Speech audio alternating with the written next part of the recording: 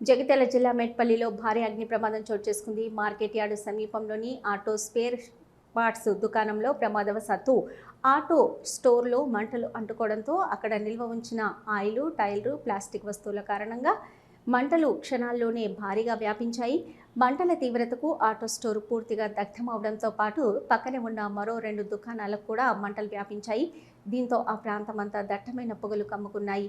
సమాచారం అందుకున్న వెంటనే అగ్నిమాపక సిబ్బంది ఘటనా స్థలానికి చేరుకొని ఫైర్ ఇంజన్లతో మంటలను అదుపు చేసేందుకు శ్రమించారు. మంటలు సమీపంలోని ఇళ్లకు, ఇతర దుకాణాలకు వ్యాపించకుండా నియంత్రించారు. ఈ ఘటనలో లక్షల రూపాయల ఆస్తి నష్టం జరిగినట్లు సమాచారం. ప్రమాదానికి గల కారణాలపై పోలీసులు దర్యాప్తు చేస్తున్నారు.